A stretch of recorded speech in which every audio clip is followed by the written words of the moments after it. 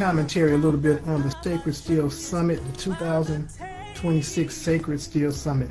Hey, Fran Grace, I see you on here. Thank you. Can you hear me pretty good, Fran? Let me know.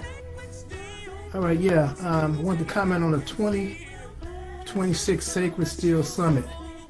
I'm still recuperating from it, actually. It was a mind-blowing experience this time around. We thank God for the summit, the 2026 summit that took place at the Florida Folk Festival in White Springs, Florida. I would like to go on record and comment on some of the activities that transpired during the summit.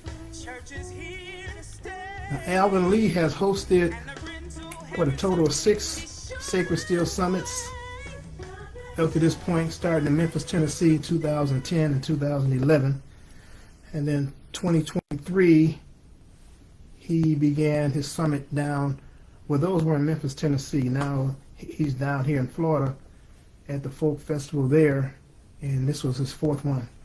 And so I've been with Al, out of the 6, I've been to 5. I didn't go last year. The only reason I didn't make it last year, because, you know, we opened the Sacred Steel Music and History Museum, and it was a lot going on in connection with that. So I just couldn't do 2 things at once at that particular time. But yeah, I made it down this year. And like I say, Alvin's done 6 of these things, but for some reason this one hit just a little bit different to me. TJ Mack, I see you. Okay, thanks for tuning in, sir. Thanks for tuning in with us. Not going to be long, because people, they can always go back and revisit this, I guess, if they want to. And so I kind of jotted a few things down so I don't miss anything. I want to start by saying to Alvin Lee, my brother, another great production. Another great production, my brother. This was just, every round just goes higher and higher. You know, I appreciate your labor of love. And believe me, I know that's just exactly what it is, a labor of love. And so I thank you, you know, for following your dream, following your vision, you know, because you have allowed a lot of these Sacred Steel players to be seen on other platforms outside of the church, you know, and I thank you for that. And to all of your committee that helped you coordinate this great event, job well done, everybody, from Al, Kiki, and John, and Mike, and Mitch, and Carlos, and the ones Dante, all you guys, man, job well done. You know, and I always say this, great people need great help.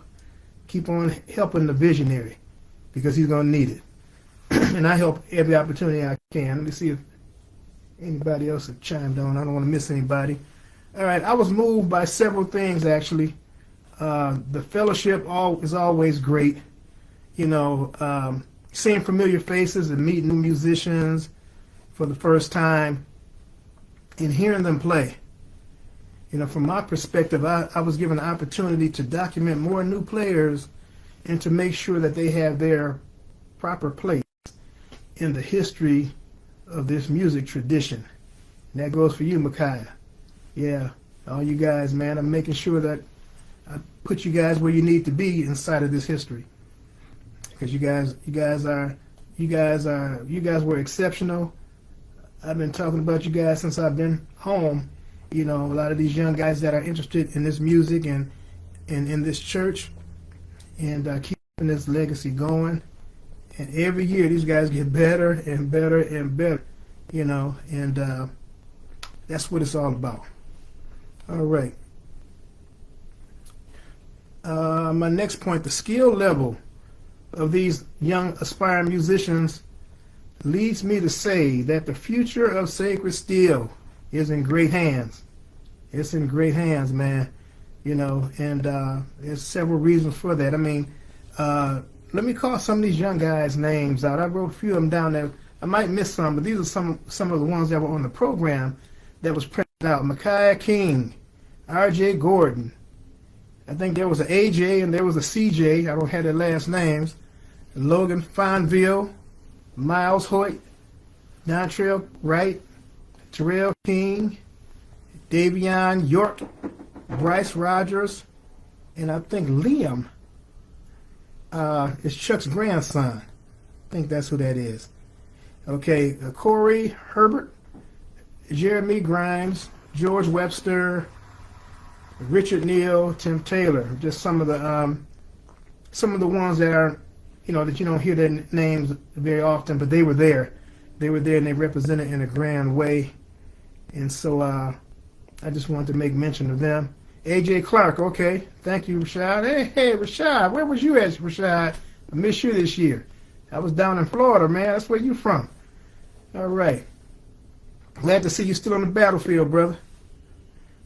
And you know what? This Sacred Steel Summit, it proved to the world that, it proved to me even, some of the things that went on there that we do more than just play guitars. I mean, this summit, playing the guitar and the music, that's just the icing on the cake. But during this summit, it provided workshops, several workshops. Dante Harmon and Carlton Campbell did an awesome workshop on the introduction to home recording. For those of you who want to record and make your own music. I think that's a great thing. Hey, Cheryl Willis. Yeah, Cheryl's part of our quartet organization here in Toledo. Hey, girl, I see you. All right.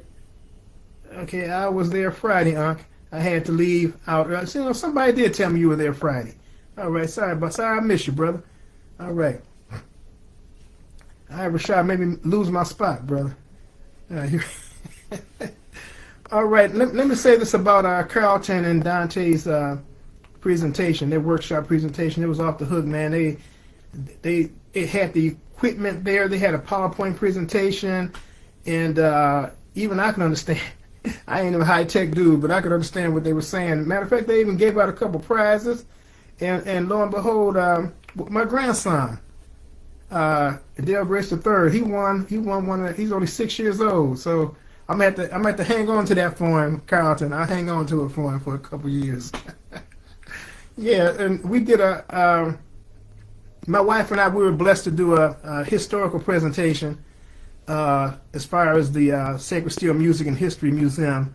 Yeah, we did a PowerPoint presentation on, we opened up in 2024, and so it's been 2 years now since we've had the museum open, and so a lot have happened since then. A lot of things have transpired since then, and so in our PowerPoint presentation, we showed you where we are right now and where we're going in the future. We're talking about building a larger place. Right now, we are located inside of a Presbyterian church.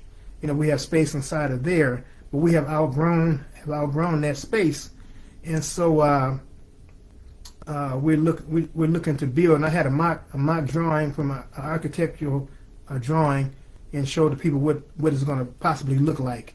Of course, as you get deeper into it, you're going to have to make changes and stuff to it. But thank God for that process that we're making. Okay, and Phil and Chuck Campbell, they did a awesome workshop, and they discussed the number system. I don't know if it's the Nashville, it might be the Nashville number system. And for musicians that want to play outside of the church realm, other musicians out there, they use a number system, and even when you want to go into the studio and record, sometimes these music institutions, they have another language that they speak, and you have to learn that particular language. And Nashville number system is like another musical language, and so these guys were well versed on it, and I learned a whole lot as they demonstrated that system, that number system. So kudos to Chuck and Phil Campbell on that particular presentation that they made. I'm gonna tell you this too. I'm getting to the good stuff, the thing that really touched my heart, man. I heard a lot of these guys, they were teaching on music theory. They were teaching on the technique. They were teaching on, as I said, the Nashville number system. and they were even teaching how to set up and break down pedal steel guitars, how to clean the guitar, type of gauges that you, number gauges that you need, strings, and that kind of thing, and much, much more. And not only that, after we shut down at the tent, each night after the festival was over, we went back to the hotel, and all the musicians, they were invited to bring their instruments down and be a part of what they called a woodshed jam. I had never heard that word before. Learn something. Always learning something when I go to these summits. A woodshed jam. It was a hands-on masterclass taught by Chuck Campbell, and you were able to ask him questions and give all the knowledge you needed. He would give you all the knowledge you needed to prevail on your instrument and beyond. Bishop Ted Beard, he was there to help assist. Aubrey Gent was there. Phil Campbell was there, and other senior musicians were there to assist. And they went on to like 3, 4 o'clock in the morning with these guys. And I was so impressed with that. That Chuck, especially Chuck, because he's like the hierarchy of pedal steel guitar, and he's full of knowledge and wisdom when it comes to it. And he didn't have a problem taking his time and sharing with these guys and showing them what he had learned over the years. I think he told me they've been on the road for 30 years. So he's accumulated a whole lot of knowledge, and he brought it back to share, and I was thinking, I said, I want to do this generation know how blessed they are, because you have the ear of some of the masters of this tradition, and it haven't always been that way. This generation, you can talk to Ted, you can talk to Aubrey, you can talk to Chuck, Phil and these guys, and hands-on. I thought about even when I started playing in the Jewel Dominion, and we had some great pioneers, but they never taught a master class. They never sat down and discussed the little intricate secrets and things like that to make you better. It was never that kind of way. But these guys have gone over and above to make sure that this generation has no excuses. And I like to say this a lot of times, that the future of Sacred Steel is in the hands of this generation right now. And what are we going to do with it? How is the record book going to reflect, on us? Because it's in our hands, and we have the technology. And that's another thing. We have the technology, to do so much more.